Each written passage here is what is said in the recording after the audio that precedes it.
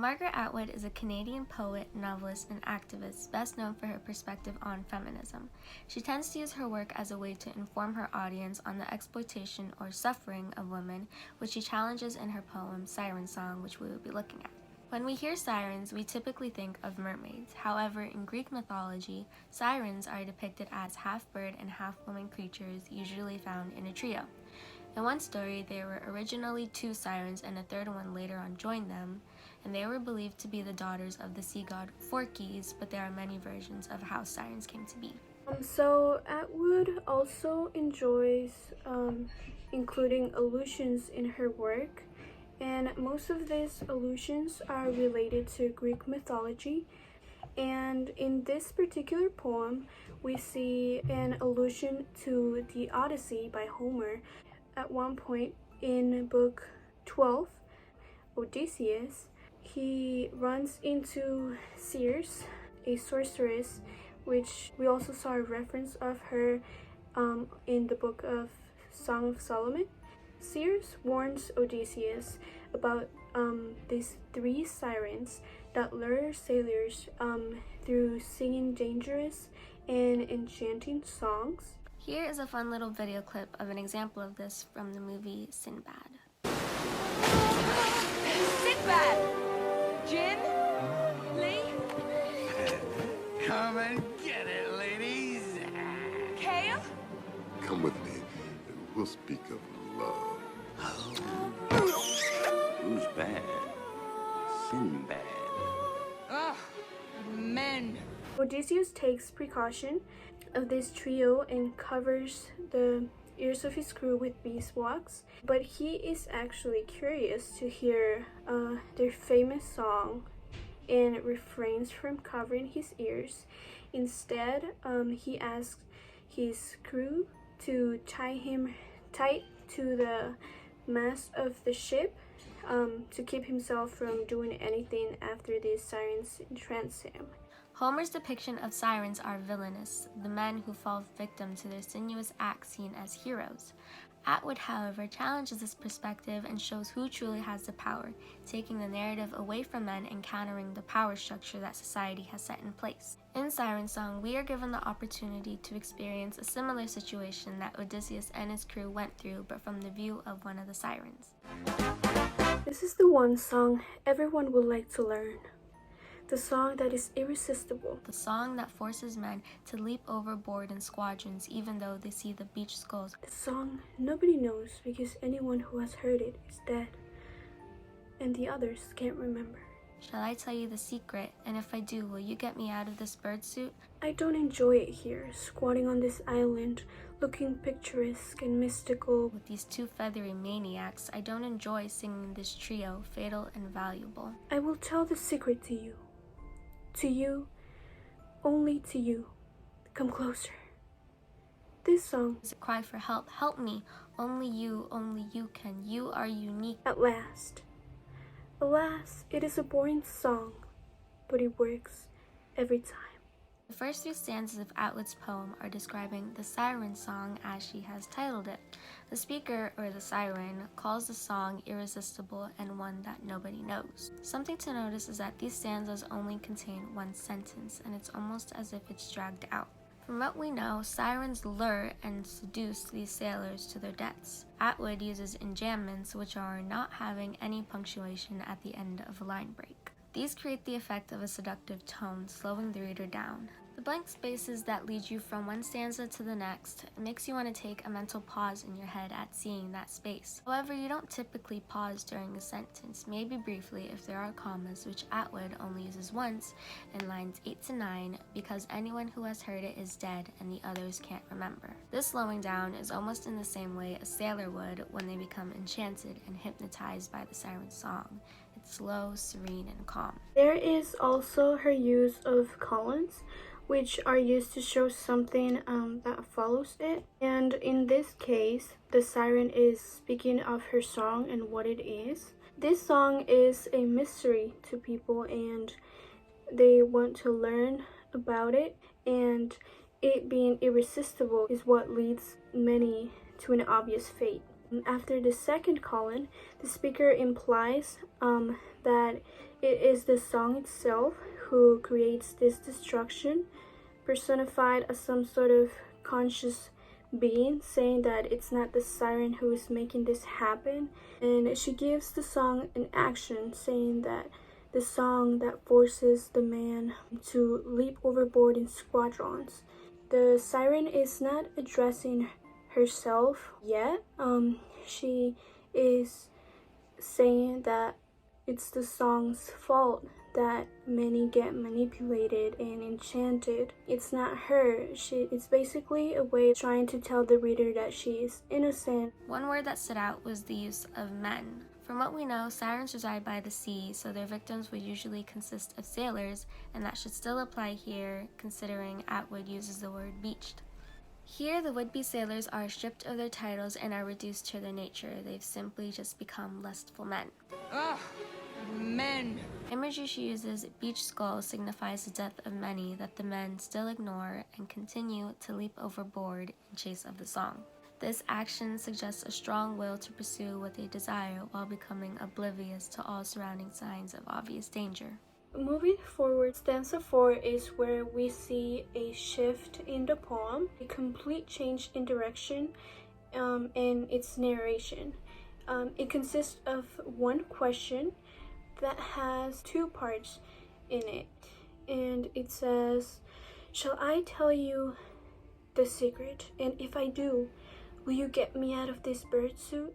This rhetorical question now has the siren using the personal I, directly making an interaction between the reader and herself, pulling them and attracting them. She is offering to share a secret in return for a favor to get her out of this bird suit, and she's choosing to intimately share something between her and the reader. We know that a secret is something personal and special, or a confession of some sort, and the calm tone that the siren uses is provocative in this seduction tactic and increases tension between the siren and the reader. So she painted herself as helpless, needing the help of a man, and the use of the phrase birdsuit plays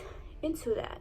As mentioned before, sirens are physically half woman and half bird, but the siren describes it as a suit, an article of clothing, even though it's part of her, or it's part of who she is. Most of us have seen a type of phrase like this before, describing a suit as an animal suit, which would be a monkey suit. A monkey suit is a nickname or a slang for men's formal suits or tuxedos. Calling them monkey suits are used in negative connotations, like an annoying inconvenience to wear when going to work, or even just making fun of how it looks like.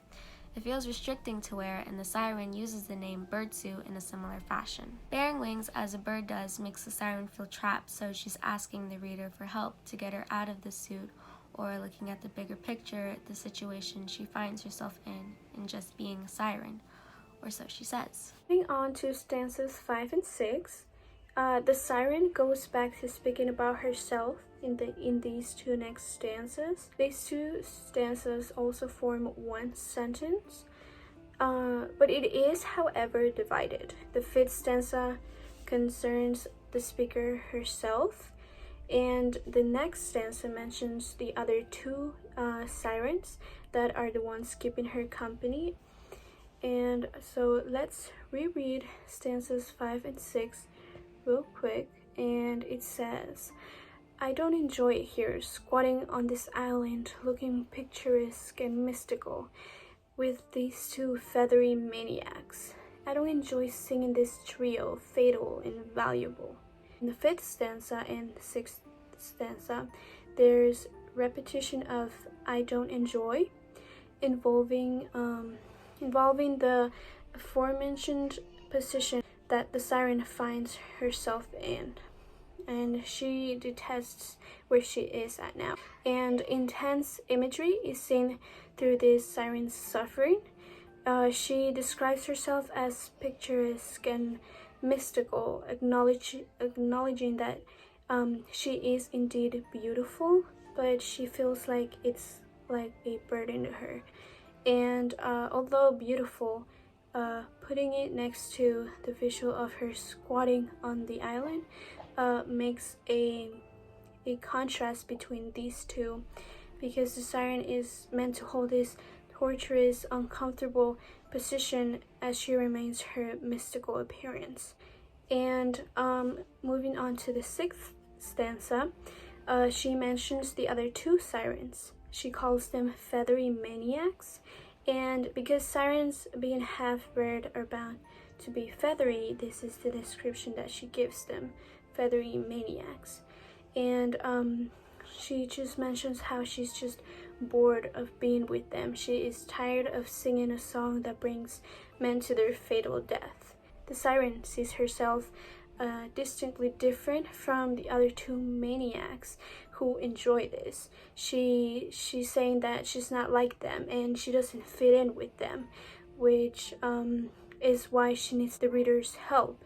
She's saying that she is depicting herself as being the innocent siren. The use of the word maniacs just sets this picture of the other 2 sirens just being crazy, enjoying killing the men or the sailors that listen to their song. But instead, she is trying to make the reader believe that she just truly doesn't enjoy this anymore. She just wants to be set free. She calls for the reader again, promising the secret, and is now repeating herself, to you, only to you. It's hypnotizing. The reader is special now. Only the reader will get to hear the siren's secret. She singles them out, crying her personal plea. Only you can. You are unique. The last 3 stanzas are noticeably shorter from the stanzas before. It forces the reader to read faster. The tone shifts to frantic, and the siren becomes more and more desperate for their help. Suspense builds and tension increases between the reader and the speaker. I will tell the secret to you, only to you. Come closer. This song is a cry for help. Help me.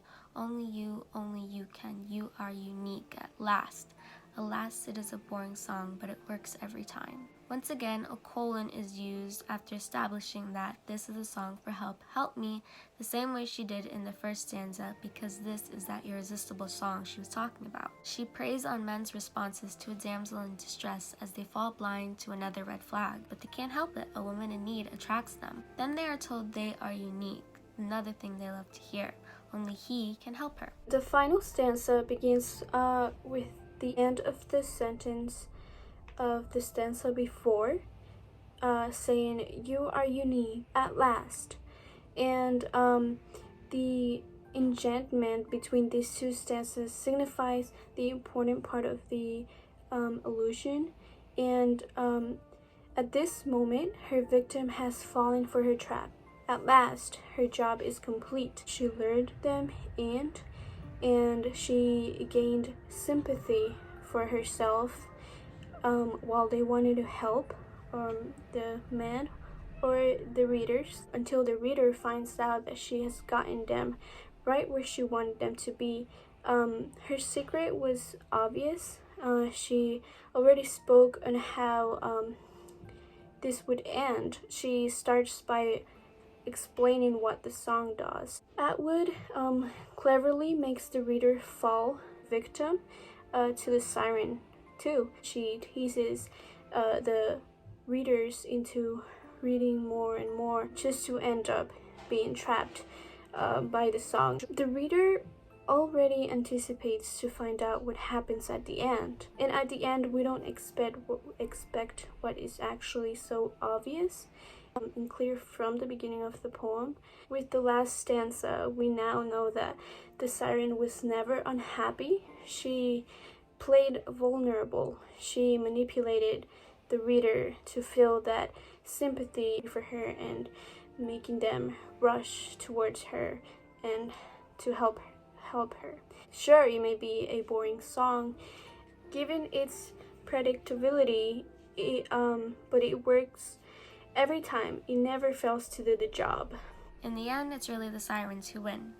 The siren's ability to manipulate and control their victim is demonstrated through the repetition, diction, imagery, and structure built in this poem. They prey on men's vulnerabilities, their urge to save a helpless woman, especially one as beautiful as the siren. Men are always expected to save the woman. It's depicted through all forms of media, like in superheroes, even children's movies. In the Disney movie Hercules, based on Greek mythology, the main character trains himself on rescuing a damsel in distress, and the situation is even referenced to a basic DID, damsel in distress. Sounds like your basic DID, damsel in distress! The siren uses that expectation of needing to be saved to their advantage. Men become vulnerable, seduced by helplessness and the beauty. When they reach for the siren, they are now only fools driven by their own lust. They're not heroes. Atwood changes the narrative completely. Instead of them being heroic, they are just merely men who are fooled easily at the sight of a pretty woman. Men are to blame for falling for this trick when their soon-to-be doom was so apparent, and the siren simply just played on that vulnerability of the man. In a way, this illusion parallels with how society deals with rape victims. They blame the victim. They would ask her what she was wearing, tell her she should have protected herself better, and even more. That narrative is followed. The men should have known what they were getting themselves into. They know what sirens are capable of, the same way that women know how boys will be boys, and it's something to protect themselves against. Margaret Atwood just retold that story through reverse roles and involving the mythological creatures in her poem Siren Song.